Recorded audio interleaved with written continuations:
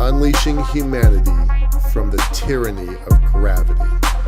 We are LiftPort. Hey guys, so I had some questions about the sensory deprivation chamber. So before I talk about our updates, there were some people who were just wondering what that thing was all about. So imagine a box. It was kind of coffin-like. It's about 4 feet wide, 4 feet tall, and about 8 feet long. You get inside of it, you get naked, you get inside of it, and you close the door, and that seals off all light. So sight is the first thing to go. Then sound, it's very soundproof. It wasn't 100% soundproof, so that was really kind of interesting to me. That kind of like anchored me somehow.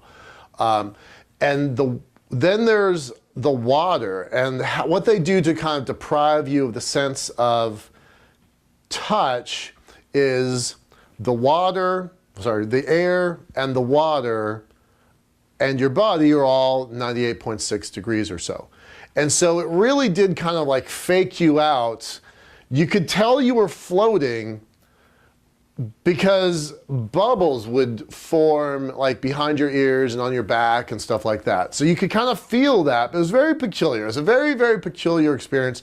I can't say that I had any deep, profound philosophical revelations. That was not my experience, but that was the experience of some of the people I was there with. I went with a couple of my friends, and they did have some pretty interesting experiences. I don't want to get into their story, but for me, it was super, super relaxing. By the time it was my turn, I was the last to go.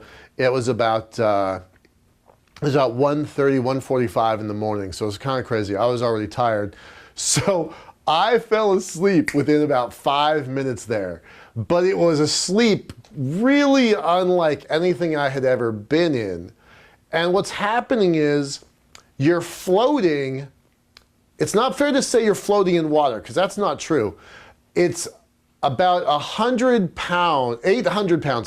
pounds of salt mixed in with water into this hypersaline solution. It's really unlike anything I can describe. It was a very peculiar feeling, but it was pretty cool. It was really kind of awesome. I would definitely recommend it. I'm looking forward to doing it again. This time it was the middle of the night, so I was tired, and I slept a really deep, deep sleep. When I woke up an hour later, I felt like I'd had a 4 or 5 hour nap. I was alert, I was hyper-focused, I was very connected with things. It was very peculiar.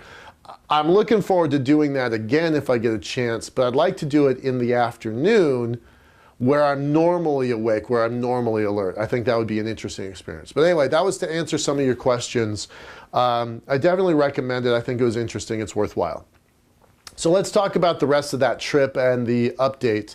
I went out to, after following the Los Angeles trip, I wound up missing my flight, which is really rare, but it does happen. And I missed my flight, and I was supposed to meet with the University of Nebraska that evening for a lecture. Because I missed my flight and because of the snowstorm that you'll hear more about, I wasn't able to reschedule that. So I was really disappointed, really frustrated. You guys don't know this, but I almost never get on a plane where I don't have a chance to talk to our Kickstarter backers and a school of some sort, students of some sort, to get them involved with the project. So I always try to make that a very high priority. So it was a little disappointing there. The next day, on Wednesday, I went out and I spoke with the Omaha Public Power District. These guys were great. They were terrific. They brought me out specifically for Engineering Week, and they're the ones who connected me to the university. So I gave a presentation on Engineering Week, and it was really fun. They were very interested. They had really good connections, good questions. There were about 30 or 40 people in the audience directly, And because this was on satellite feeds to like 5 different locations, there was something close to 70, 75 people or so all total. And that was good. That was interesting. But what was more interesting was what followed. They gave me this great cup, so thank you for that. That was terrific. But after the presentation, we went out to lunch, a couple of the engineers and I. And we started talking about our project and a 10-year horizon, $1 billion price tag. And they were comparing that to a gigawatt nuclear power plant, that it might take 10 years or so to construct and be about $1 billion. Well, we started looking at the numbers there, and that power plant is only ever going to produce 1 gigawatt. That's its limit. That's its capacity.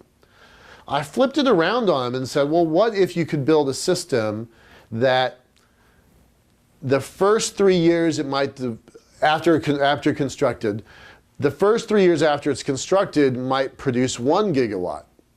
And then 3 more years, 4 more years later, you might get a 2nd gigawatt. And 3 more years, 4 more years, you might get a 3rd gigawatt. And then so on, and then so on, and so on, and so on, and so on, and so on. What if you could develop a system that would increase the energy for the same amount of money in the same amount of time, increase the energy capacity over time? Well, they were pretty surprised by that. I was pretty surprised by that. So that led to some pretty interesting conversations. We're definitely going to have some follow-ups there. But they had never heard of the concept that you guys know, of course, as space-based solar power, where we could build the lunar elevator, build the infrastructure, dig up lunar regolith, harvest it, and manufacture solar panels at a Lagrange point station, ship those panels back towards the Earth, and provide a network of solar panels at geosynchronous orbit, providing clean, green, endlessly limitless renewable energy to anyone on Earth. That was the picture that I painted for them, and it was really interesting. So we are going to continue this conversation. I really have no idea where it's going to lead, but it was curious. It was curious. It's the first time I'd ever talked to a utility company about space-based solar power. So then the snowstorm hit, and I got stuck. I was supposed to leave Thursday morning. I didn't leave until Saturday evening. So Thursday, Friday, I was basically stuck in the hotel. The wind is blowing, it's howling, it's super cold. It's about 19 degrees or so. We got about 9 inches of snow piled up. The power went out for a while. Walking across, fortunately there was a restaurant across the street from me. Walking back and forth just 50 feet from the restaurant to the hotel, it felt like I was being sandblasted. The snow was so harsh and painful, super uncomfortable. I've lived in Boston, I've lived in Montreal, I know what snow is like. This was really unlike anything I'd experienced before, so I was not a fan of it. Finally, Saturday morning, one of our Kickstarter fans, one of our lunar elevator fans, tracked me down locally, we went to breakfast, and then he took me out to the University of Nebraska's open house, to their engineering school's open house. So I met with a bunch of professors, I met with a bunch of students. It was really good. Probably 2 of those professors are going to get involved with the project. So if I do my math right, I think that brings our total up to 72 PhDs on the program. I'm going to go back there in September. They have a very active robotics program. We're going to talk about how to get their robotics program focused on our system. Maybe developing lunar regolith diggers or bulldozers, or maybe even an element in the lifter, the robots to climb back and forth. So very exciting, very happy with that trip. Yeah, that's all I got. Okay, take care. Bye-bye. See, at LiftPort, man, we hurdle every obstacle. There's a difference between difficult, hard, and the impossible. Improbable to put an obstacle on what you do. You can't tell me sky's the limit, cause we're going to the moon.